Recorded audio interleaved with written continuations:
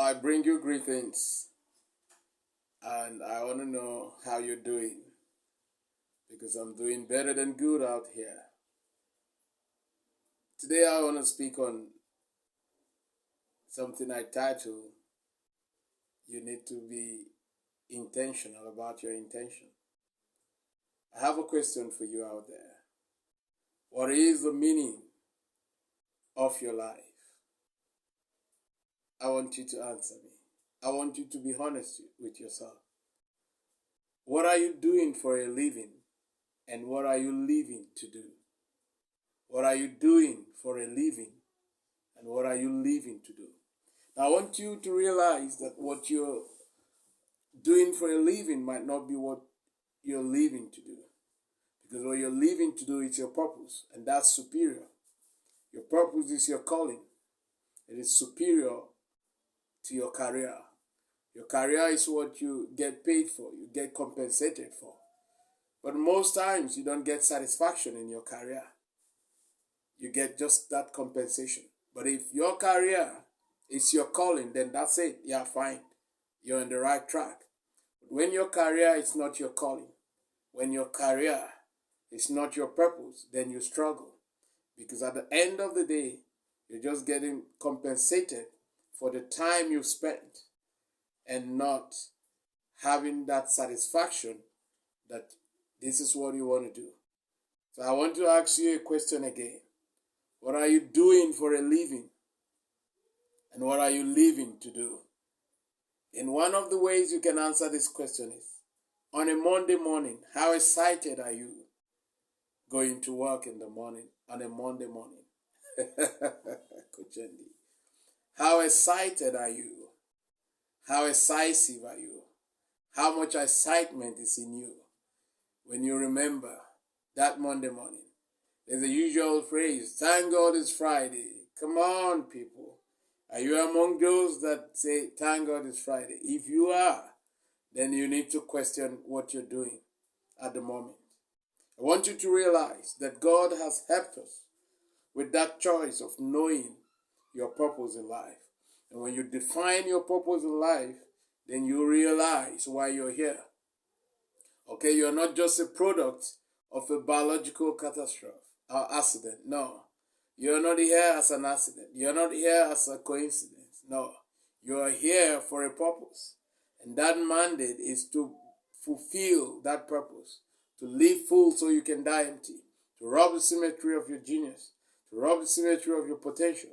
And your giftings. So you can leave no change to life. Like Apostle Paul would say, I have fought a good fight. I have finished my course. Now it's time for me to go.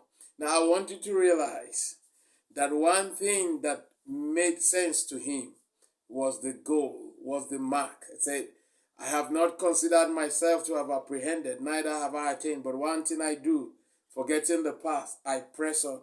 I press on. So I want you to keep pressing on. So what is that thing that gives you that courage to want to press on? You must define what you want out of life. Don't just live.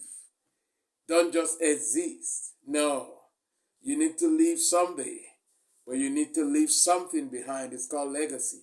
That legacy you're going to leave is something that you are happy living.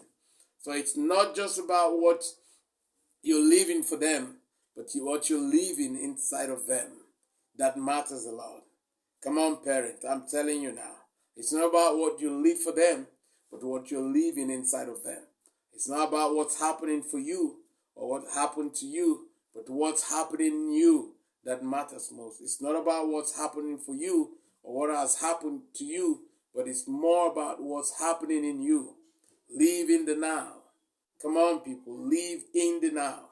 You have to be intentional about your intention. You must take life with every sense of seriousness, because when you become too casual about life, you end up a casualty. When you listen to recessive news, then you end up being recessed. I want you to realize that life is a choice. So what choices are you making today? What decisions are you making today? 3 C's that I'm going to let you know briefly. Number 1 is what I call courage.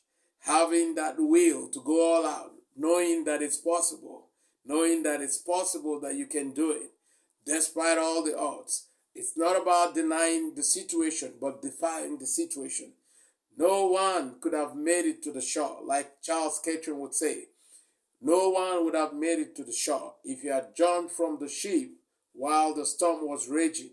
No one would have made it to the shore if he had jumped from the ship while the storm was raging. That was Charles Catherine. I want you to realize that you have to remain steadfast. You have to remain resilient. So that's courage. The second C is commitment. You have to be committed to getting to where you want to get to, knowing that there's a price to pay, knowing that you can pay the price, believing that you can pay the price, and taking that action to pay the price. And the last C is consistency. You need to keep doing it on, and you will get the result. It's been a pleasant pleasure. Thank you for staying out there. Look out for someone else. Be a rainbow in someone's cloud. That was Helen Keller. This is your very own Triple E Coach Andy saying, stay blessed. Bye for now.